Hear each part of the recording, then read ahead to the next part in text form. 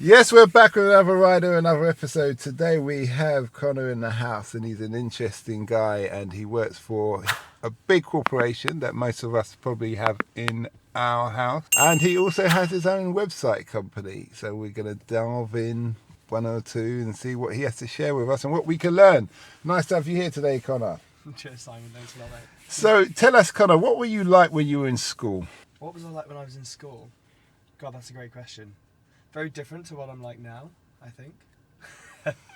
Okay. I was a little bit fat. Honestly, I always worked really, really hard. I don't think academia necessarily came that natural to me. It was something that I always had to work really hard for. I was a bit of a kind of floater, I guess, just went around different people and kind of different friendship groups. And then actually a very kind of pivotal point for me, I started playing tennis at school. A really good friend of mine, Chris Cole, so he was kind of top 10 in the country, went out to the US on a scholarship. He got me into tennis when I was pretty young. Then I got a little bit more confident, lost a bit of weight, started performing a bit better at school. And then, just put myself on a track towards business, always kind of wanted to be a bit of an entrepreneur kind of thing. Just to jump in there, you were playing tennis for how long? I played tennis for, a while. Probably started maybe like year 7. Were you like semi-pro or was it just fun? So I competed at a pretty high level. Played out in the US for a little bit as well. Okay. That was quite fun.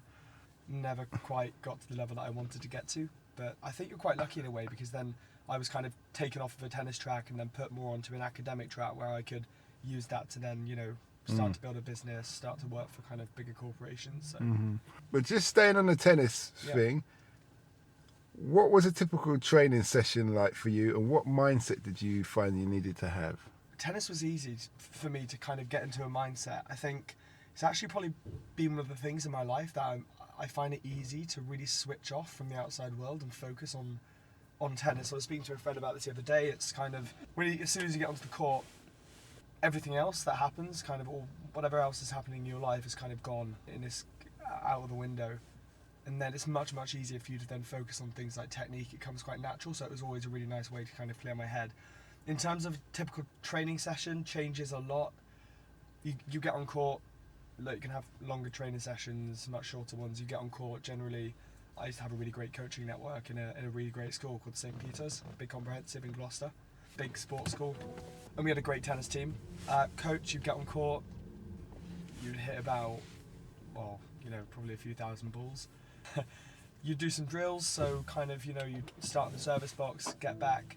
Your coach would just drop some balls to you, tell you where to hit them. You'd work on different things, like, obviously. So he would throw a ball at you, and then he says he wants it in this corner or that corner, that kind of thing. Yeah, it depends. So, you'd do a series of kind of drills, so you'd hit you'd have like a rally of like 6 cross court, and then you try and hit one down the line, and then the point's open, so then you'd play competitively with the coach. That's kind of just one thing. But then sometimes you do more like technical shot-based stuff. So say, for example, you're trying out a new grip, or you're trying to do something a bit more, I haven't spoken about this for years, it's brilliant. So you're trying to hit, with a new grip, hit a bit more top spin, a bit more height over the net, so that you're more consistent. You'll just hit and you'll play technically, and you'll just try and rip balls over the net, and you'll hit hundreds and hundreds of your coach just feeding them to you. But it obviously builds that muscle memory and that ability for you to then go into a competitive situation and actually do that. Were you doing other things like jogging, swimming? Yeah, a lot. Actually, I picked up some pretty bad injuries not playing tennis. So I used to row a lot, not on water, but on a Concept 2 machine. Rowing's really good for you, full body. Also, I'm not the tallest guy, relatively, like 5'9". So fitness was always massive for me. It was always, I couldn't fall back on having height and just being able to dominate on a court.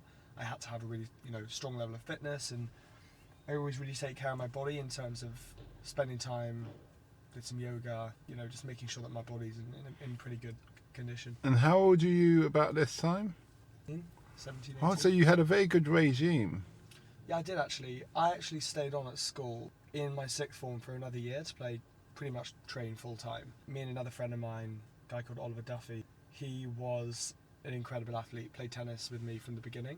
And kind of everyone went off to university, so I could really focus on it. And I just got into the best shape of my life. I did pick up a couple of injuries. Like I said, rowing permeated the disc in my lower back, which is pretty rough. But nothing that kind of physio could sort out. But no, look, I mean, I love sport. I trained for a half Ironman just before I moved to Paris. I moved back from Paris about a year and a half ago, and I trained for a half Ironman, which was insane. I mean, I thought my training regime was crazy to play tennis, but it was insane because I was learning how to swim again, and I was learning how to kind of... Oh, this is all off the Yeah. back of your slip disc. Well, off the back of my slip disc, no. So I kind of took a break from sport for a while when I started, working properly.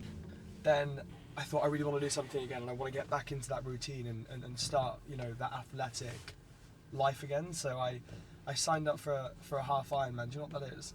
Yeah, it's like... Triathlon. Yeah. Exactly. So it's 70.3 miles in total. The majority is made up of obviously cycling, running, and then swimming. But man, it was so good because I couldn't really swim. Like, I've never really swam like competitively. So for me to just get into that habit and learn, something new was just really, really cool.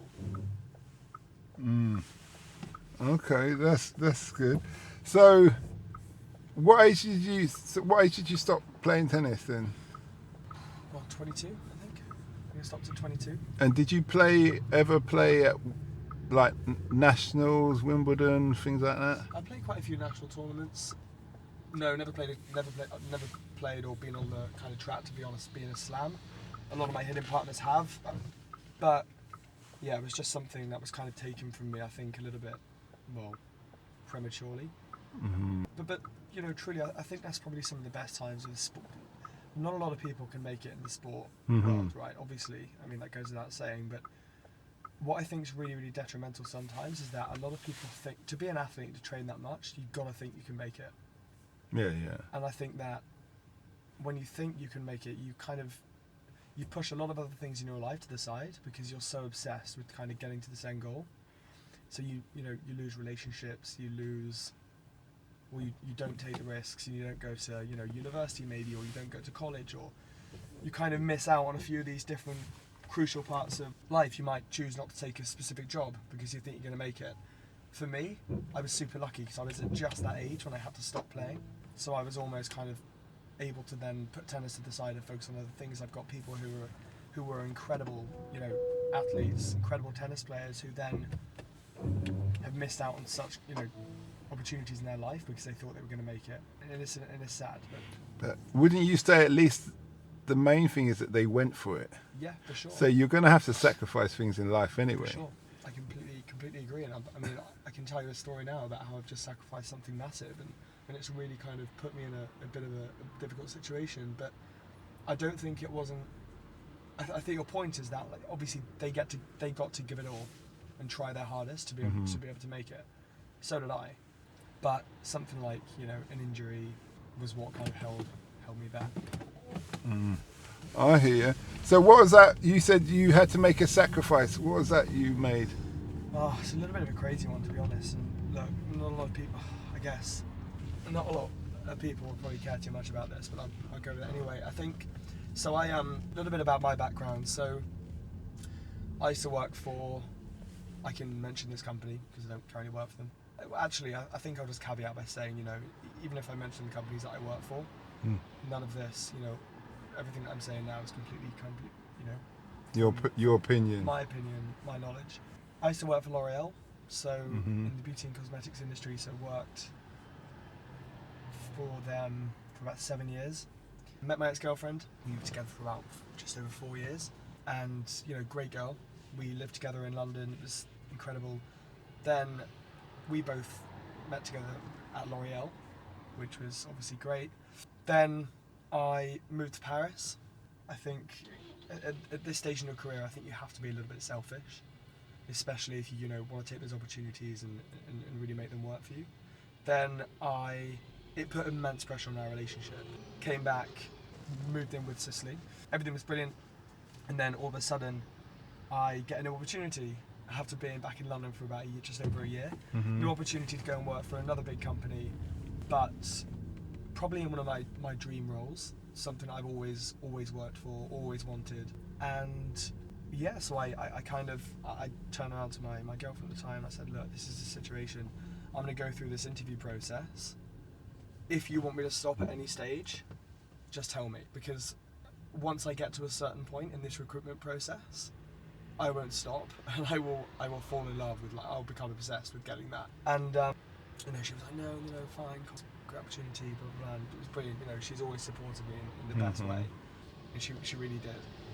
And then I got the job, lo and behold, and the role that I'm in now, I have to split my time between London and Bristol. So as soon as I got the role, handed my notice in at my previous job, she just turned around and just, I can't do it. I can't do it again.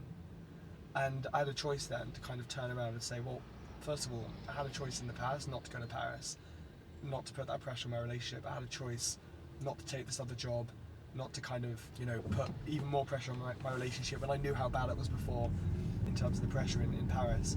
And I had that choice then when she said that, to turn around and say, fine, I'm not going to take the role. But for me, that was something, because my career is so much to me, I just wanted to give everything I possibly could and not leave any stone unturned in the kind of the journey towards reaching my dream job. And subsequently, I've lost my relationship for over 4 years for it. And that's really tough, because, you know, I'm 28 now, I'm going into a position in my life where it's really important to have that stability. And yeah, it's a difficult pill to swallow, but that's just an example. It wasn't there any opportunity she could have come with you? Also, you wouldn't want to do that. I mean, she's also in a very similar boat to me. She's really ambitious. She works at a big organisation. She's great at her job. And for me to turn around and say, well, come to Bristol, move to Bristol with me, be pretty rough. I mean, look, we had those conversations, but it was something I never wanted to do. There was a point when she was going to move to Paris, but again, you know, at the beginning, you can't kind of impose that pressure on someone when they're as ambitious as you. I mean, she was slightly younger as well, so it probably would have been quite easy for me to be like, no, come on, like, head over, let's go do it together, kind of thing. And promise a lifetime of happiness and being together. But I mean, it doesn't, you know, you don't want to do that with someone. You don't ever want to be. Yeah, I just didn't want to do that. So going back to the tennis thing, when you were in America, when you moved to America, what was that like? Oh, America was insane. So I spent some time in the state of Michigan. Do you know Michigan? Yep, I know of Michigan from the movies. Yeah, no, honestly, it's pretty good. So Michigan's a special place because it's really flat, and not a lot of people think that it's too kind of sexy or anything, but oh man, the place has so much history, because you know, you have Detroit is like it's the home of like automobile, it's like automobile world. General Motors, so obviously all the big kind of car manufacturers like Ford, GM, they all came from there. Then it was obviously thriving, one of the most thriving areas in America, one of the most incredible cities. So obviously I think it's not blues is Chicago, but I think it's Motown. So Motown obviously comes from Detroit, really, really cool. Incredible like communities of people, great food. But it was thriving. As soon as the power industry was offshore and they started moving to other countries, it just kind of fell dead in the water. Plummeted, there was no kind of funding from the government, which is really sad, because they have so much rich infrastructure to kind of house that thriving kind of period of like, I guess, prosperity, and then all of a sudden it just kind of disappeared. So that, obviously, what comes with that, you know, lots of stories and lots of, you know, influential figures who used to live there, would be such a big part of that city. So it was so inspiring to be around the likes of Detroit. I lived on the other side of the state, which was an area called Grand Rapids, Grand Valley State University, and Grand Rapids is also a really, really cool city. So it's on the side of Michigan, which is closest to Chicago. So I spent a lot of time when I was there in Chicago, home of the blues. Chicago's a great city. It's like a more intimate version of New York, very slightly cleaner. It is, honestly, it's insane. And yeah, and you were in your 20s at this time. Man, it was so cool. And Grand Rapids was actually known as, it's coined Beer City. So in the Midwest, which is this part of America, basically it's where all the big brewers come from. So like Busch Light, Natural Light, and then all, you know, you've got these kind of like microbreweries there which pop up absolutely everywhere, and there are tons of them in Grand Rapids. There's my favourite one is called Founders Beer. They actually sell now in like Tesco and stuff, so it's crazy to see how they've grown. But honestly, it's a magical place. Weather is amazing. crazy extreme seasons. It was like minus 15 in the winter, snowing, all the way back to kind of, 27, 28 degrees in the summer, and it's just scorching hot. But yeah, man, it was so good. What was the culture differences for you that you had to adapt to? I think that it's a good question. I think it was more so, if I was 30 and I was going to America, I'd find it way more difficult because of those differences. So I think because I was really young, I was still really malleable. I was like a sponge, so I could still take on all of that. I think America had a massive role to play in shaping me and the person that I am today. One of the biggest culture shocks, well, not culture shocks, but one of the biggest cultural differences, I think, is people have this kind of innate level of, I don't know if confidence is the word, but I think it's more kind of, You can do it. yeah, Yeah, I know what you're saying. and honestly, I think what that comes with is a ton of different really influential personality traits. So, for example, people are super outgoing. You're gonna have a chat with someone anywhere. Be on a train, you have a suitcase. They'll blatantly know that you're not from that country or maybe that city. And someone will turn around to you and be like, "Hey, do you need help? Do you know where you're going?" You never get that in London, ever, or rarely anyway. Do you think that was because it's Michigan and not New York?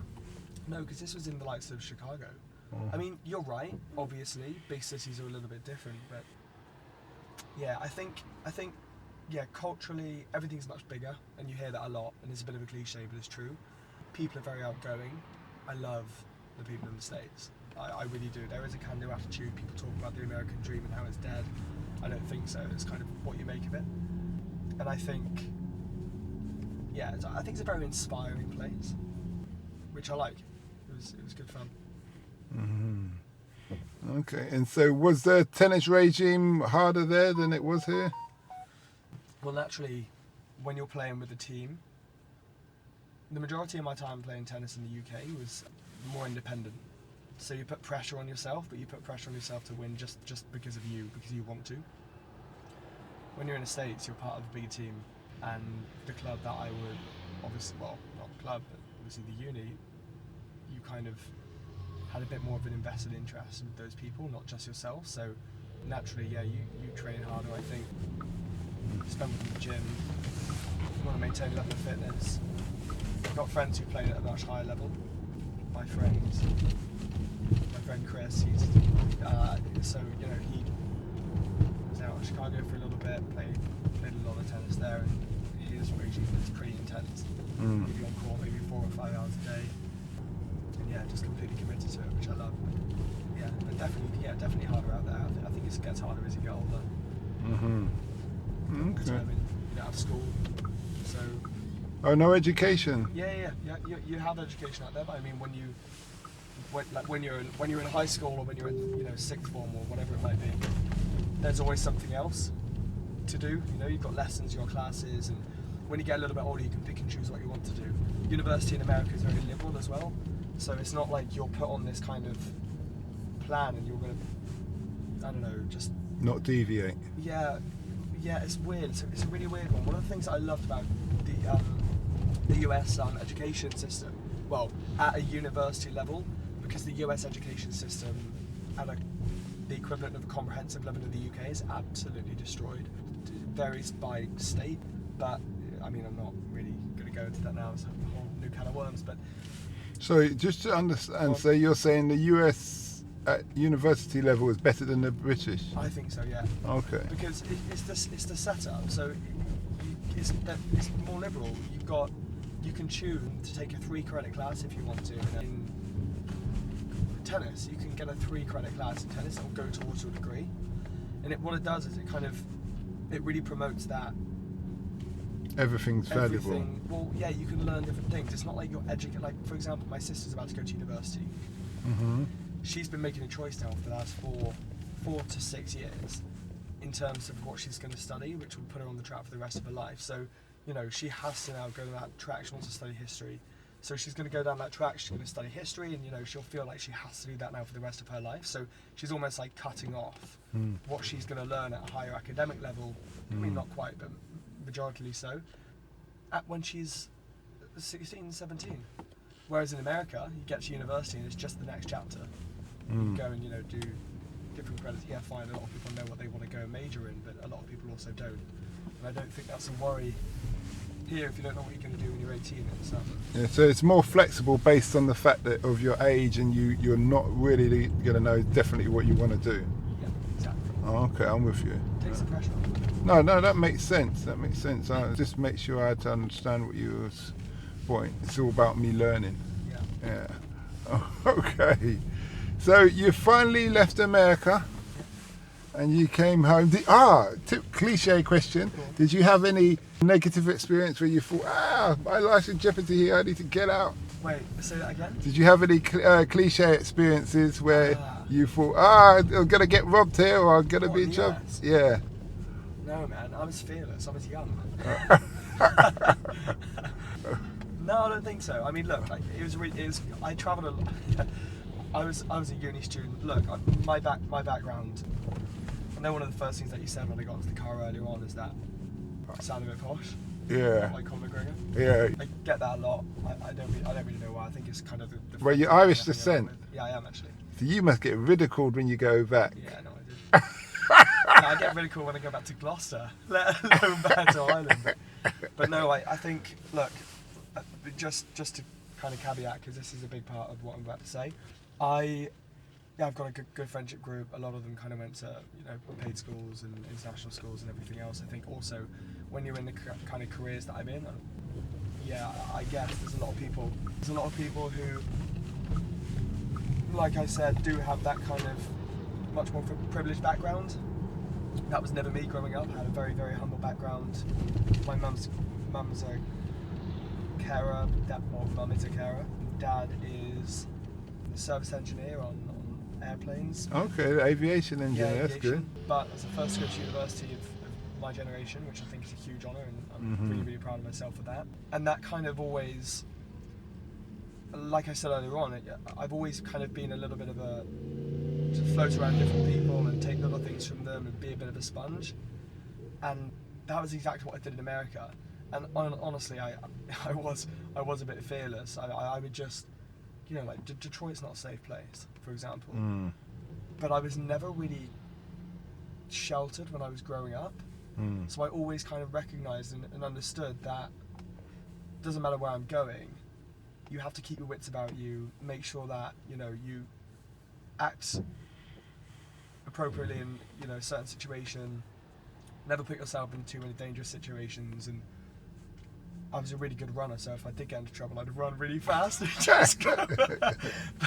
but no, I think almost just having that openness about. So I used to travel around a lot on Greyhound buses. Oh my god, man, they're scary.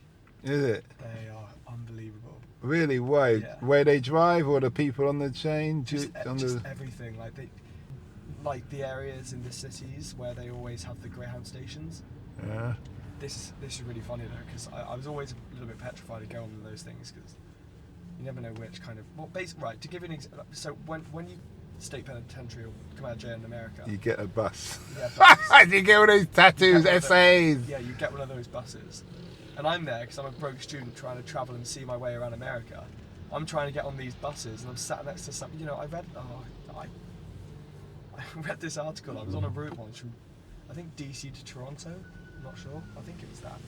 And I read an article because I was like, what are these Greyhound buses? It's probably the first one I got. And there was this story about a guy who was let out of jail, and he decapitated a student on a bus. Really? Yeah. I wonder what the student did wrong. Well, he never lived to tell the tale. So. Yeah, right. A lot of the time, people forget there's a catalyst. 100%. That guy doesn't just walk. It's very unlikely that guy just walks up to said person and for no reason. It can happen, but most of the time, that person did something, even if without knowing. Yeah. And then he ends up with no hair. No, it's rough, honestly. But I mean, yeah. Also, so yeah, I was going from Grand Rapids to Detroit once on a Greyhound bus. And by the way, I travelled the entirety of the West Coast on Greyhounds, and it was dirt cheap, and it was so good. Usually people get like a Mustang muscle car, and they're like going like soft top from like north to south, like California. Not me, I did it on a Greyhound. It was amazing. It's a good story. But I came into Detroit once and I heard this massive like explosion. I swear to God, I've never been so scared in my life because I was like, right, I'm in this really dangerous part of Detroit. I'm coming in on a Greyhound bus. It's like you know, early evening. If I hang around, it's gonna get like dark soon. And I looked to my right, and there were crowds of people, and there was a yellow school bus turned upside down with tape. So I thought, oh my God, there's been a bomb. Like there's like something serious is happening. I do not want to get caught up in this. They were filming the Batman Superman movie, and it was Ben Affleck on set. So there's me thinking, oh my God, worst part of Detroit, I'm gonna die. This is horrendous. There's been a bomb. There's a bus that's just turned around. They were filming a movie. Yeah, I know, the Dark Knight thing. Yeah, that's right. It was like, anyway, honestly, it was so funny. And I had this like sense of relief, and you just hear people like, Ben Affleck, and I'm just like, oh. And they're just shouting. Yeah, give us $1, man. Go on, help brother out. So you moved to France. Yeah. What was life in? Was you in Paris? Yeah, man. Paris. What was like Paris? Same. Is it? Because I know obviously the English aren't much loved from the French point of view, or Parisian. I don't know. I think it's just one of those playful things. I've got a lot of friends in France. I think the French culture is a really interesting one because I think that because of the revolution and everything, that they're very defensive. I think subconsciously as a culture, and that's a sweeping statement. It's definitely a paradigm in mine, but seriously, I think it's almost admirable that they managed to keep so much of their culture from so long ago that impacted their lives, and then have that kind of come out in their day-to-day attitude towards people. So obviously, you have the UK and they want to leave the European Union. Fine, that's our prerogative, but the French are defensive over that. I mean, they're defensive. They think they have the best city, which they do. They think they have the best food. Some of which they do, some of which they don't. They think they're the best at sport. I don't know. It's a really interesting culture. Loads of people told me when I was going to go to France, you're never going to make friends with French people. They're going to isolate themselves, keep themselves to themselves. You'll probably make friends with some expats, and you'll probably meet some other English people. But yeah, you're not going to make even friends with the French. I went over and it was the middle of the pandemic, so I was locked down in my flat for a big chunk of it, which was honestly quite tough. And I made so many French friends. All of my friends are French. I think I made my house a designated party house. They all that's how bad things got. That is how bad things got. I was just picking people up off the street, asking them to come up. Monsieur. No, I was. I swear to God, I was. I made really good friends with the bartender downstairs. His name's Dede. Oh, so you live on top of a bar? Yeah, I used to live in a beautiful Haussmannian building in Montmartre, which is, it's in the 9e, which is the 9th arrondissement. And it's a really cool place, and there's some beautiful architecture there, and I stayed there for a little bit, and yeah, my flat was nice because I was an expat, so you always get a nice flat when you're an expat. And now, was that provided for you by the company? Yeah. Okay. Well, they give me an allowance. So you said they got the best city, and they are. What would you say makes them the best city in Europe? I said they think they have the best city, okay. And I think they do. And I'll explain why. I think one of the best. First of all, London's the best city in the world. Okay. I just want to caveat that because it is the best city. There's no one in the world doesn't like London. Come on, you'll agree. But I've been to some cities. It depends on what you're looking for. So my next question, by what measure? So that's why I'm asking you. Fine. I think it's super picturesque. It's beautiful. When the weather's nice, you walk outside and you're like, wow, I'm in Paris. There's a status about Paris, something quite chic, fashionable. It's a really inspiring place to be from that side of things. So obviously, that's fun. Then I think their work-life balance is really, really strong. And I think that this changes because it depends who you work for, what company you work for. My job was really stressful. The old company I worked for were renowned for having, push you hard to develop the business. They had a big growth mindset, which was, really exciting to be a part of. But at the same time, come August, it doesn't matter what anyone else will say. Come August, the French all go on holiday. Everyone clears out of Paris. Paris is just kind of like a ghost town, and yeah, you've kind of got people do what they want to do. That's a massive sweeping statement, but I think that's probably the best way I can describe the French. They do what they want to do.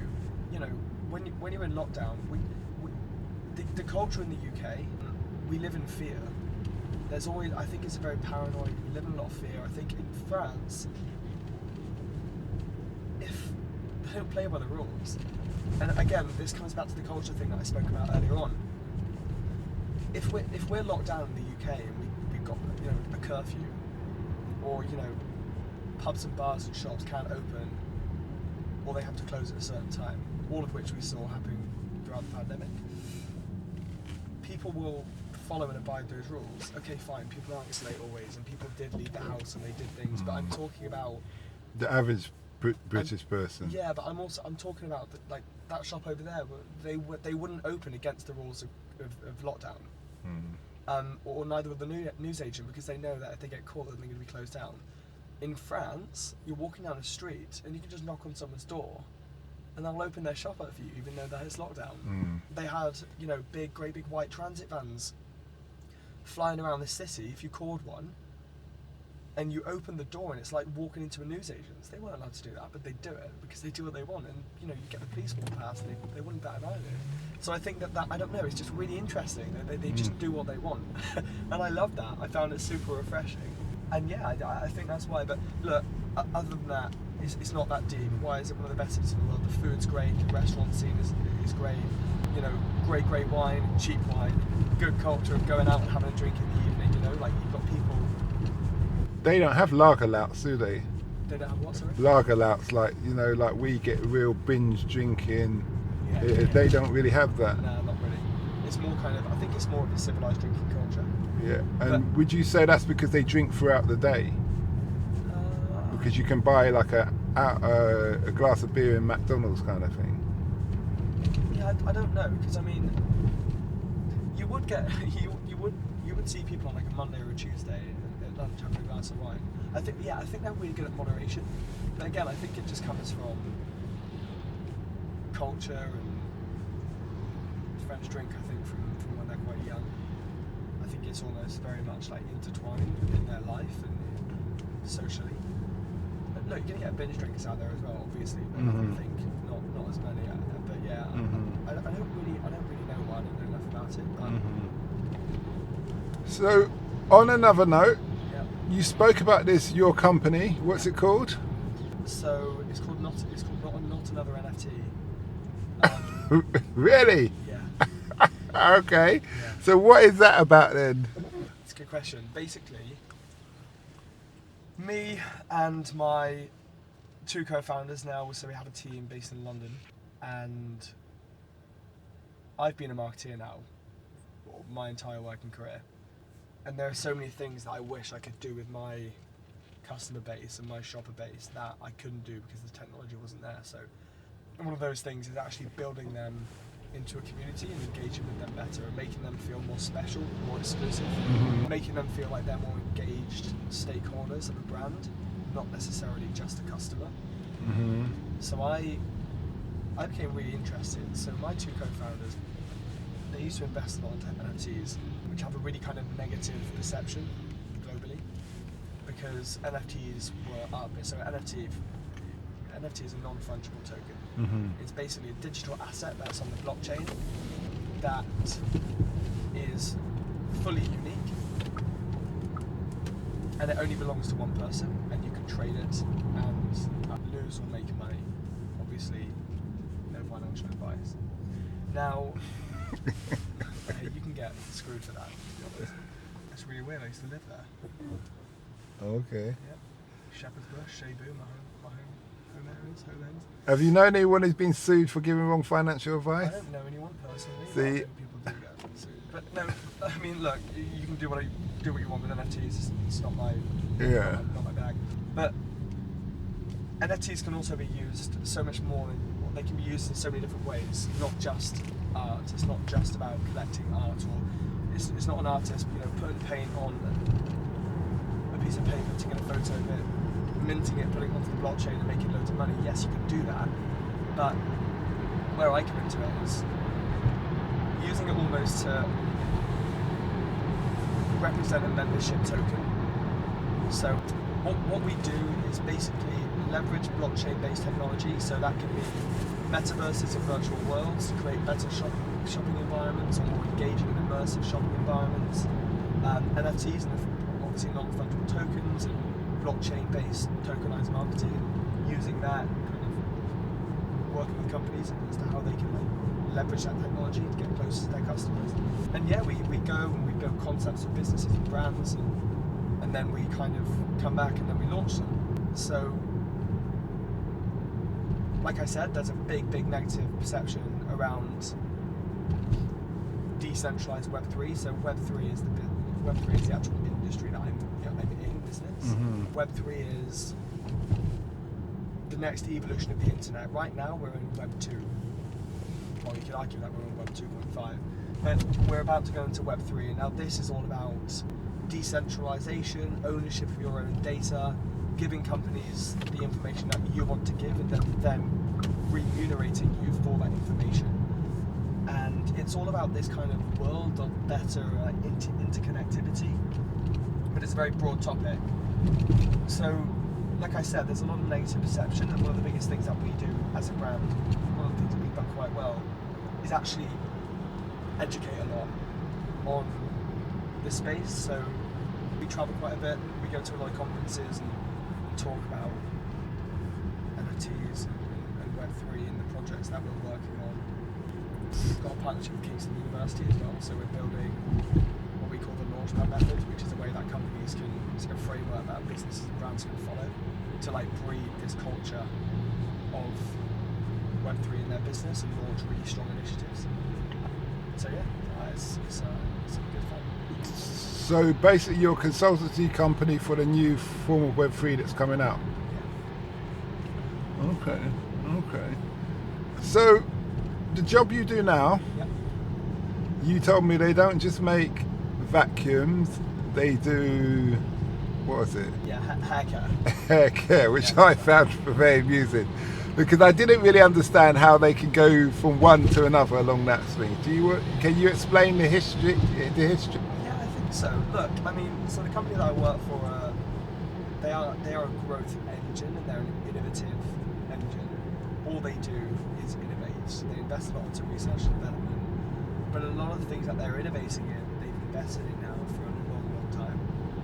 Initially and historically, obviously they had a great reputation building floor care products, and then I think our founder and kind of his growth mindset, it's always just about leveraging exactly what they have that no other company has, which is the power of airflow and things like that, and then using that to solve real world problems that nobody necessarily even think they have. Mm-hmm. So naturally then that kind of transitioned into hair care, and then they've dominated that market now since about 2016, so that's an interesting one. Is that so they've dominated more than the L'Oreal people? I'm not going to get into this conversation just because. Okay. No, it's just, I just want to be careful. Yeah, okay. Actually, I'm also relatively new at this new company. So. Alright, fair enough. But yeah, beauty and cosmetics is a very interesting industry to work in. It is. What would you say you've learnt from working in the beauty and cosmetics and all that industry that you've worked, that you wish you knew when you'd started? Great question.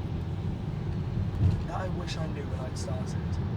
I think that you always, when you start working, when you're young and fresh and naive, you always think that your entire career is down to you, and you're the only one that can actually have an impact on how well you do your job, or the future of your career and that kind of trajectory. And that was always something that I put immense pressure on myself. Full transparency, I still put a lot of pressure on myself now. But I think one of the biggest things that I've learned over the last kind of 7-8 years, particularly working at bigger companies and corporates where you're surrounded with incredible talent, is that you're such a mere piece of your success. yeah, fine, you want to work hard, you should really, discipline your hours in, turn up to work on time, make sure that you're trying your best to do your job properly. But at the same time, your team is absolutely crucial. The inspiration coming from your leadership team is absolutely crucial. The infrastructure that you have around from education and people who support you is absolutely crucial. So you are such a small piece of your success. I mean, you can play obviously you play a massive part in that, but I'm saying that that's not all it is. You can sit down and work really, really hard in your job and put loads of pressure on yourself and isolate yourself, and you'll get nowhere. Everything's about harnessing the power of the people around you, and also surrounding yourself with people who are positive, who have that energy, who are good at what they do, who care about you, who want to kind of foster that culture of learning, because that's really, really important. And they then inspire you and build you, and you can learn from them, and that's how you grow. So I think that's probably the best thing that I've learned for sure. Okay, that's good. What does the future hold for you? Because you're starting your own company. Yeah. You're also working for someone. Yeah. I think I've always kind of chased financial stability, and that's not because I want to drive a Ferrari or anything like that. I mean, I wouldn't mind that. But I think for me, it's always been around being able to kind of give my children something, like when I have children, give them a really solid foundation, make sure that they have a strong education, make sure they have a stable kind of upbringing, and I think financial stability has a lot to do with that as well. So I think that was always something that really motivated me. So I think, what does the future hold? Always making sure that I'm in a position to be able to provide that is really important for me. In terms of my career, well, look, I mean, the future will continue to scale, not another NFT, more of an education hub, I think, because me and the guys in the team are really, really passionate about educating. That's a really big part of what we do and why we started the business in the first place. I'd like to continue being like a keynote speaker on that, within that area. I think that's a really, really, I love doing that. I like doing that kind of thing. And then, yeah, I want to scale myself and my own kind of personal development with the current business that I work for at the moment. That's the beauty of working within a massive company, is that you've got so many, like I said earlier on, so many talents around you. What does the future hold for me with regard to my career in that industry? Well, learning from these people and then hopefully taking their jobs. Okay.